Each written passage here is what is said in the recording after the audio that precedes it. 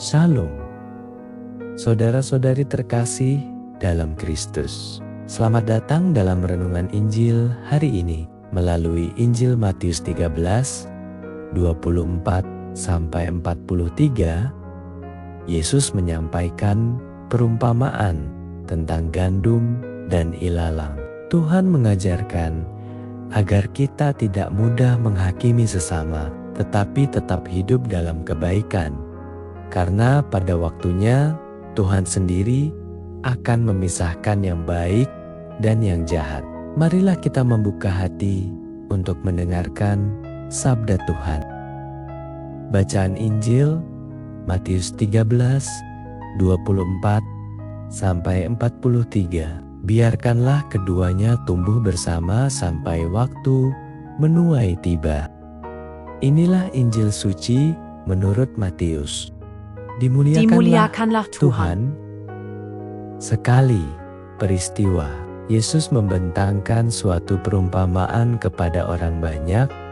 Katanya, hal kerajaan surga itu seumpama orang yang menaburkan benih baik di ladangnya. Tetapi pada waktu semua orang tidur, datanglah musuhnya, menaburkan benih lalang di antara gandum itu, lalu pergi.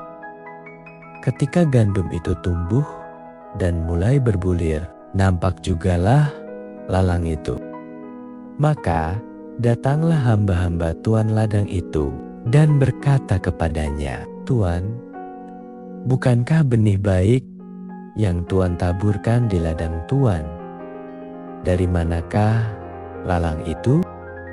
Jawab tuan itu, "Seorang musuh yang melakukannya." Lalu berkatalah hamba-hamba itu, "Maukah Tuan, supaya kami pergi mencabuti lalang itu?" Tetapi ia berkata, "Jangan, sebab mungkin gandum itu ikut tercabut pada waktu kamu mencabuti lalangnya. Biarkanlah keduanya tumbuh bersama sampai waktu menuai tiba. Pada waktu itu aku akan berkata kepada para penuai, kumpulkanlah dahulu lalang itu dan ikatlah berberkas-berkas untuk dibakar. Kemudian kumpulkanlah gandumnya ke dalam lumbungku." Yesus membentangkan suatu perumpamaan lain lagi kepada mereka. Hal kerajaan surga itu seumpama biji sesawi yang diambil dan ditaburkan orang di ladangnya. Memang biji itu yang paling kecil di antara segala jenis benih.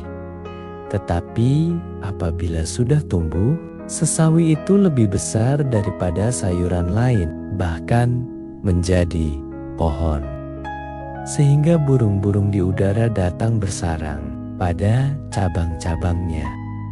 Dan Yesus menceritakan perumpamaan ini lagi kepada mereka. Hal kerajaan surga itu seumpama ragi yang diambil seorang perempuan dan diadukkan ke dalam tepung terigu 3 sukat sampai seluruhnya beragi.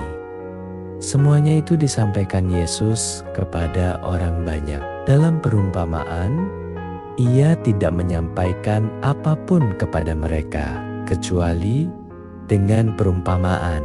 Dengan demikian, digenapilah firman yang disampaikan oleh Nabi, "Aku mau membuka mulutku untuk mengatakan perumpamaan. Aku mau mengucapkan hal yang tersembunyi sejak dunia dijadikan." Maka Yesus pun meninggalkan orang banyak itu, lalu pulang. Para murid kemudian datang dan berkata kepadanya, "Jelaskanlah kepada kami arti perumpamaan tentang lalang di ladang itu." Yesus menjawab, "Orang yang menaburkan benih baik ialah Anak Manusia, ladang ialah dunia. Benih yang baik adalah anak-anak kerajaan, dan lalang adalah anak-anak si jahat.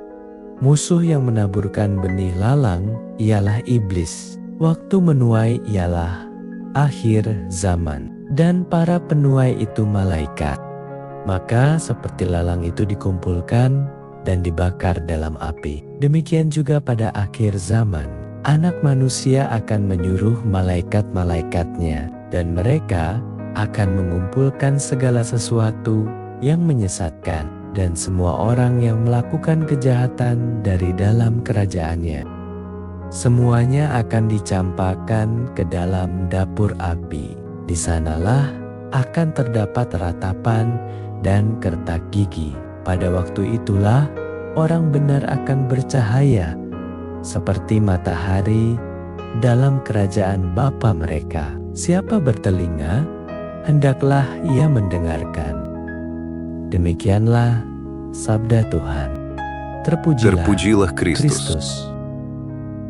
Saudara-saudari yang terkasih, perumpamaan ini sangat relevan dengan kehidupan kita saat ini. Di dunia ini selalu ada kebaikan dan kejahatan yang hidup berdampingan. Kita sering bertanya, mengapa orang yang berbuat jahat tampaknya tetap berhasil, sementara orang yang jujur justru mengalami banyak kesulitan.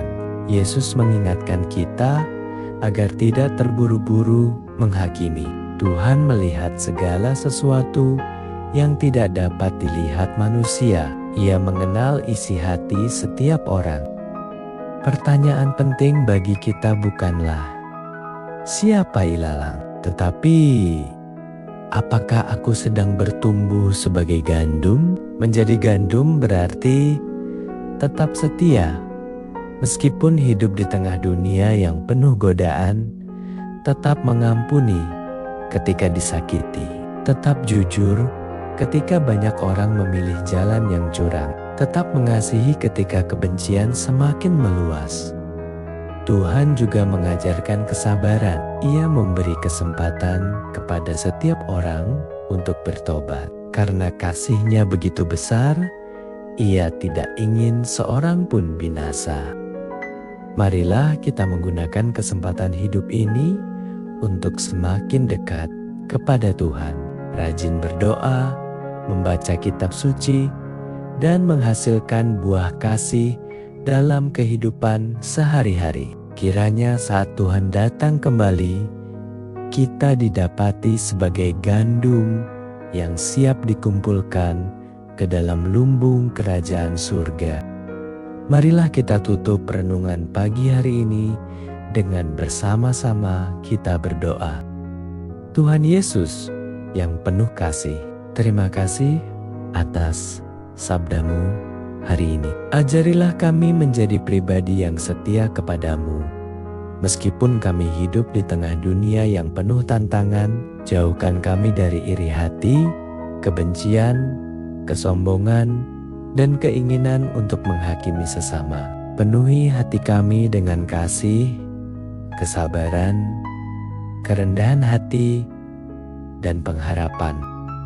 Semoga hidup kami menghasilkan buah yang baik demi kemuliaan nama-Mu. Berkatilah keluarga kami, pekerjaan kami, kesehatan kami, dan semua orang yang sedang mengalami kesulitan. Di dalam nama Tuhan Yesus, kami berdoa. Amin. Jika renungan ini menjadi berkat bagi Anda, jangan lupa like, subscribe, komen, dan share agar semakin banyak orang mengalami kasih Tuhan. Tuhan Yesus memberkati kita semua.